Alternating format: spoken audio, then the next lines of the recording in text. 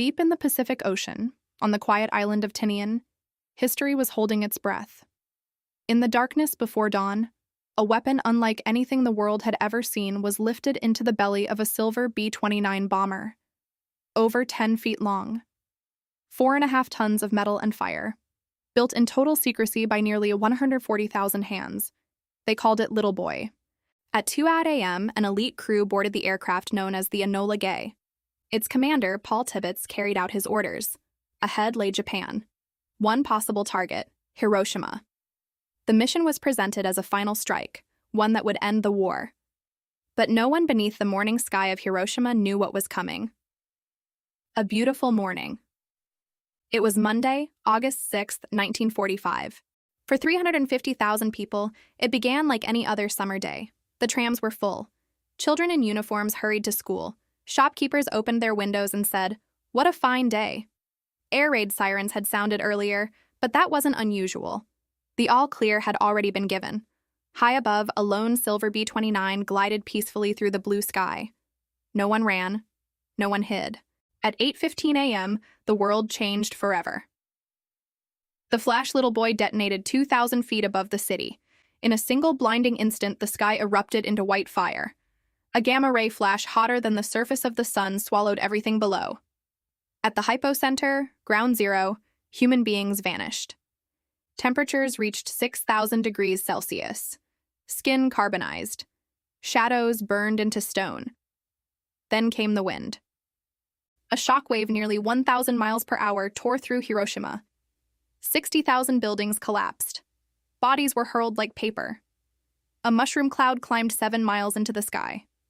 70,000 people were dead within moments. And still, the suffering had only begun. Under the cloud. Photographer Yoshito Matsushige was less than 2 miles from the blast. His house was shattered. Debris filled the room where he and his pregnant wife had been eating breakfast. He pulled his camera from the rubble. What he saw next would haunt him for the rest of his life. The streets were unrecognizable, burned bodies, people wandering silently with skin hanging from their arms, children crying without tears. He reached the Miyuki Bridge, 1.5 miles from ground zero, a fragile border between fire and survival. For 20 minutes, he couldn't press the shutter. "I couldn't do it," he later wrote. "It was just hell." Through tears that fogged his viewfinder, he took 2 photographs. Those images became the first visual testimony of the atomic age. The children. Among the survivors on the bridge was 13-year-old Mitsuko Kouchi. Her sleeve was torn. Glass had cut her arms. Blood covered her uniform. She remembered a friend clinging to her, whispering, "Mitsuko, my head is cracked." All around them were children. More than 8,000 students had been mobilized that summer, clearing buildings to prevent firebomb attacks. They were within a mile of the explosion. Professor Keiko Otani later confirmed, 22% of the victims that day were adolescents. Most were 13 or 14 years old, children who only wanted to go home. On the bridge, they waited in silence, for parents who would never come, for help that would never arrive. Burns beyond imagination. Dr. Harada would later study the victims. These were not ordinary burns. Radiation penetrated the skin, generating heat from within. Flesh blistered and burst. Skin peeled away in sheets. Nerve endings were left exposed to the air. Survivors walked with their arms stretched outward because their burned skin stuck to their sides. One witness said, "They looked like ghosts." Many whispered their final words. "Mother," "Father," and then they were gone. The silence after. 4 days later, a strange illness spread. Vomiting, bleeding, hair falling out, radiation sickness, leukemia, cancers. The survivors were called hibakusha, bomb-affected people. They endured not only scars, but stigma. They were feared, whispered about, avoided. Some kept their survival secret for decades. Yet every year, at exactly 8:15 a.m. on August 6th, a bell rings through Hiroshima. The city falls silent, not in anger, but in remembrance.